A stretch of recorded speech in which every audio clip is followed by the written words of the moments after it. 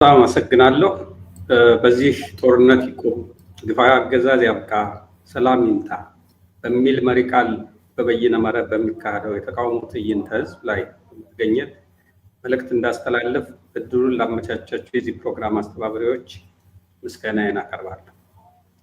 በዚህ የተቃውሞ ትዕይንተ ህዝብ የማስተላልፈው መልእክት የግሌ እንጂ የሆነ ድርጅት ወይም ስብስብ አለመሆኑን አስቀድሜ መግለጽ እወዳለሁ። ይህንን ካልኩ በኋላ ኢትዮጵያ ሀገራችን ያለችበትን ሁኔታ በተመለከተ ያለኝን ምልከታና መፍትሄ ይሆናሉ የምላቸውን ሀሳቦችን እንደሚከተለው አቀርባለሁ።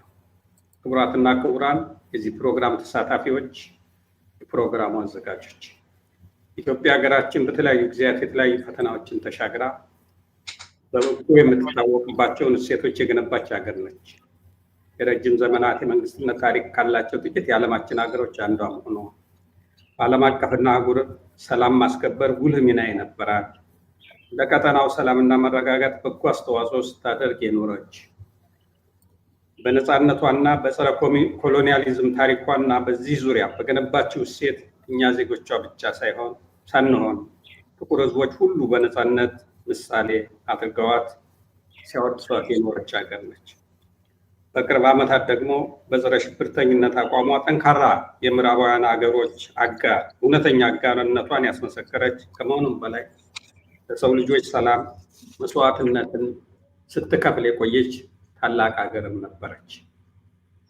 ከሁሉም በላይ ደግሞ ኢትዮጵያ ከራሷ ጋር አንጻራዊ ሰላም በፈጠረችበት ወቅት ያላትን የህዝብ አቅም በመጠቀምና የውጭ ኢንቨስትመንትን በመሳብ ለተከታታይ ዓመታት ፈጣን እድገት በማስመዝገብ በዘመናት ስትታወቁበት የነበረውን ድህነትን በፍጥነት መቀነስ ጀምራም ነበር።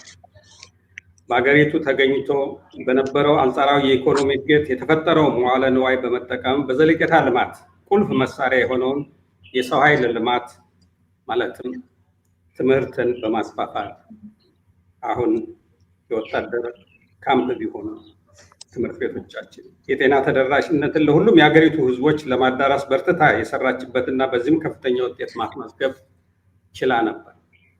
መሰረተ ልማትን በማስፋፋት ኢትዮጵያውያን ተስፋ ያለመለመ መንገድ ጀምራም ነበር።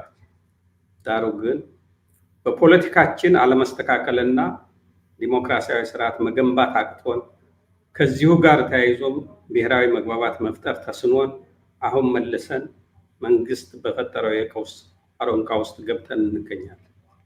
ኢትዮጵያ ቀድሞውንም ቢሆን ችግር ተለይቷት ባታውቅም፣ ነገር ግን ባለፉት 7 ዓመታት የገባችበት ቀውስ ያህል በታሪኳ ገጥሟት አያውቅም ብል መሳሳት አይሆን። በአሁኑ ወቅት ኢትዮጵያ እንኳን አህጉራዊና ዓለም አቀፋዊ የሰላምና መረጋጋት ተዋናይ ልትሆን ቀርቶ ዜጎቿ ውሎ በሰላም ከቤት መግባት ብርቅ ሆኖባቸዋል። የሀገሪቱ የ7 ዓመት ጉዞ መገለጫ ጦርነት፣ ግጭት፣ ማህበረሰባዊ ክፍፍል፣ መንግስታዊ ጽንፈኝነትና አፋኝነት የፖለቲካ መድረኩን የተቆጣጠረበት ሆኖ እናገኘዋለን። በመንግስት ግንባር ቀደም ተዋናይነት የሚሰራጨው የተዛባ መረጃ በኢትዮጵያውያን መካከል የከፋ አለመተማመንና የእርስ በርስ መጠራጠር እንዲሰፋ በማድረጉ በጋራ ጉዳዮች ላይ እንኳን አብሮ ለመቆም አስቸጋሪ ሁኔታ ፈጥሮ ይገኛል። ምናልባት አሁን በስልጣን ላይ ያለው መንግስት የተሳካ ስራ ሰርቷል ከተባለ በኢትዮጵያ ህዝብ መካከል አለመተማመን እንዲስፋፋ ማድረግ መቻሉ ነው።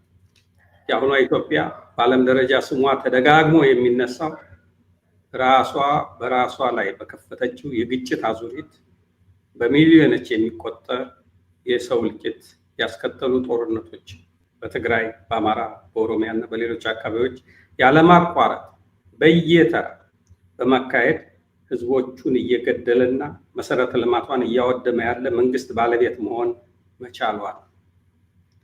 የከፋ የሰብአዊ መብት ረገጣ የሚካሄድባት፣ በገፍ ዜጎቿን የምታስር፣ ሚሊዮኖችን ከቤት ንብረታቸው የምታፈናቅል መንግስት ሆን ብሎ የአምራች ኃይሎች ማለትም የአርሶ አደሮችን፣ ባለ ኢንዱስትሪዎችን እና ነጋዴዎችን ተረጋግተው ስራቸውን እንዳያከናውኑ በማዋከብና እረፍት በመንሳት የምርት ማሳደጊያ ግብዓቶች አቅርቦትን በማስተጓጎል ድህነት በፍጥነት እንዲሰፋ፣ የኑሮ ውድነት እንዲባባስ፣ የስራ አጥነት ችግር ለመፍታት አስቸጋሪ በሆነ ደረጃ እንዲወሳሰብ የሆነባትን ሀገር ናት። ዜጎቿ ተስፋ ቆርጠው ስደትን እንደ አማራጭ በመመልከት በገፍ ሀገራቸውን ጥለው የሚሰደዱባት ሀገር ሆኗል። እንዲሁም የቀጠናው የሰላምና መረጋጋት ምሰሶና ሰላም በማስከበር ንቁ ተሳታፊ የነበረችው ሀገር አሁን የቀጠናው የቀውስና አለመረጋጋት ምንጭ ሆና ትገኛለች። በአሁኑ ወቅት ኢትዮጵያ ከራሷ ጋር ተጣልታ በየቀኑ ዜጎቿ በጦርነት የሚሞቱባት፣ በሚሊዮኖች የሚፈናቀሉባት እና የሚራቡባት፣ እያንዳንዱ ግለሰብ ሆነ ማህበረሰብ በሰላም እጦት ወጥቶ መግባት ብርቅ መሆኑ ብቻ አይደለም። ይልቁንም የተፈጠረው ምስቅልቅል ሁኔታ እንደ ስኬት፣ የህዝብን መከፋት የደስታው ምንጭ አድርጎ የሚመለከት መንግስት ያላት ሀገር መሆኑ። በዚህም የተነሳ በስልጣን ላይ ያለው አገዛዝ በኢትዮጵያውያን የተሰለቸ የተጠላና በዓለም አቀፍ ማህበረሰቡም ጭምር የማይታመንና የተናቀ በሆነበት ወቅት ላይ እንገኛለን። የኔ የቀድሞ ጓደኞቼ በሁሉም መስክ ተባብረን የሰበርናትን ሀገር በሐሰት ፕሮፓጋንዳ ሊጠግኗት ኢትዮጵያ በታሪኳ ይህን የመሰለ ሰላም አግኝታ አታውቅም። በድህነትና ስራ አጥነት ምስቅልቅል ባለ ሁኔታ ውስጥ ህዝቧ በመከራ እየማቀቀ የሚኖርባትን ሀገር እርገቷ ታምር ነው ወይም መራክል ነው ይሉታል። የሚገርመው ነገር ደግሞ እየራበው ያለን ህዝብ ከፊታቸው አስቀምጠው ማየት ተስኗችሁ ነው እንጂ በሚገርም ብልጽግና ውስጥ ናችሁ ብለው ለማሳመን ሲጥሩ መታየት ነው። የሀገር ክብር መገለጫ ተደርገው የሚቆጠሩትን እንደ መከላከያ የመሰሉ ተቋማትን አዋርደው ወደ ሚሊሻነት ቀይረው ከወገኑ ጋር እያዳሙ ይህን የመሰለ መከላከያ ሰራዊት አገሪቱ ኑሯት አያውቅም ብለው ሊያሳምኑ ሲሞክሩና በተቆጣጠሯቸው ሚዲያዎች ሲያስተጋቡ ማየት የሚገርም ነገር ነው። እርግጥ ነው አገዛዙ የፈጠራቸው በጣም ጥቂት የተመቻቸው ሰዎች መኖራቸው አይካድም። ሲሰሩ ሳናያቸው በድንገት ቢሊዮነር የሆኑ የዚህ አዲስ ገንዘብ ገዢ መደብ አባላትና በዙሪያው የተሰባሰቡ ጥገኞች መኖራቸው የታወቀ ነው። እነዚህ ከህዝቡ የተነጠሉ የብልጽግና ደሴት ነዋሪዎች ምናልባት የራሳቸው ጩኸት መልሶ እያስተጋባባቸው አደንዝዟቸው ካልሆነ በስተቀር እውነታው ግን ኢትዮጵያ ውስጥ ህዝቡ በመንግስቱ ተስፋ ቆርጦ ብሶቱ ሊፈነዳ ጫፍ የደረሰበት አሳሳቢ ሁኔታ ላይ እንገኛለን። ይህ ብሶት ያንገፈገፈው ህዝብ በድንገት ተነስቶ ከቁጥጥር ውጭ ከመውጣቱ በፊት ኃላፊነት ያለባቸው አካላት ሚናቸውን መወጣት ይኖርባቸዋል የሚል አስተያየት አለ። በዚህም መሰረት በእኔ በኩል የሚታዩኝን 5 የመፍትሄ ሀሳቦች ከዚህ ቀጥያ። አንደኛ፣ በአሁኑ ወቅት አገሪቱን የገጠማት ሁለንተናዊ ችግር እጅግ የተወሳሰበ በመሆኑ በስልጣን ላይ ያለው አገዛዝ ብቻውን የተፈጠረውን ቀውስ ሊፈታው አይችልም። የኢትዮጵያ ችግር ከብልጽግና አገዛዝ ቁጥጥር ውጭ በመሆኑ ሊፈታው ስለማይችል ሌላ አማራጭ መፈለግ የግድ የሚል መሆኑን ኢትዮጵያውያን መግባባት ይኖርባቸዋል። ሁለተኛ፣ በስልጣን ላይ ያለው አገዛዝ በኢትዮጵያ ህዝቦች ዳር እስከ ዳር የተጠላና የመንግስትነት ቅቡልነቱ ወይም ሌጂቲሜሲ ተሟጦ ያለቀ በመሆኑ በስልጣን በሚቆዩባቸው ጊዜያት የባሰ ቀውስ ስለሚፈጠር አገሪቱን ከአደጋ ለመታደግ ስልጣኑን እንዲለቅ ጠንካራ ግፊት መደረግ አለበት። ለዚህም መላው ህዝብ በቃ ሊለው ይገባል።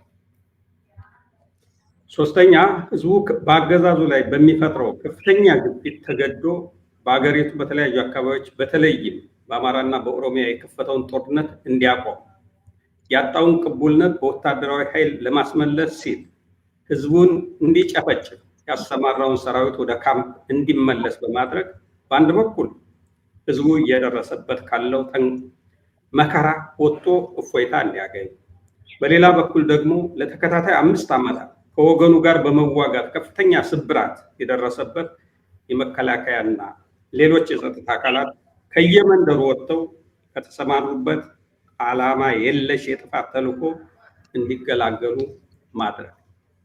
አራተኛ፣ አገዛዙ በህዝብና በሀገር ላይ የሚያደርሰው ጭቆናና የጥፋት አካሄድ በመቃወም በተለያየ መንገድ እየታገሉ ያሉ ኃይሎች በሙሉ ከጎንዮሽ እርባና ቢስ መጠላለፍ ወጥተው በመተባበር በአገዛዙ ላይ የተጠናከረ ግፊት በማድረግ የበኩላቸውን ሚና መጫወት ይኖርባቸዋል።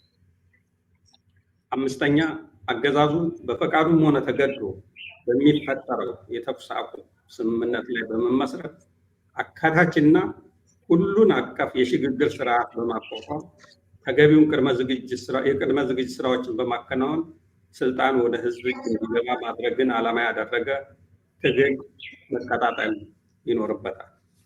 ስድስተኛ፣ ጦርነት እንዲቆም፣ ግፋዊ አገዛዝ እንዲያበቃ፣ ሰላም እንዲመጣ የተጀመረውን ትግል ዳር ለማድረስ መላው ህዝብ ማንንም ሳይጠብቅ በተነሳሽነት መንቀሳቀስ ይኖርበታል። ተሰብስቦ ለመወያየት፣ በግልጽ ለመደራጀት እና ሀሳብን በነፃነት ለመግለጽ አፋኝ የሆነው አገዛዝ ሊፈቅድ እንደማይችል የታወቀ ነው። በመሆኑ ማህበራዊ ሚዲያዎችን ጨምሮ ሌሎች ዘመኑ ያፈራቸውን የኮሚኒኬሽን ፕላትፎርሞችን በመጠቀም ውይይቶችን በማካሄድ የአገዛዙን አፈና በመቋቋም እና ለድል የሚያበቃ እንቅስቃሴ ማድረግ የሚሉ ሀሳቦችን አቀርባለሁ። አፈና ይቁም፣ ጦርነት ይቁም፣ የግፍ አገዛዝ ያብቃ፣ ሰላም ይምጣ። አመሰግናለሁ።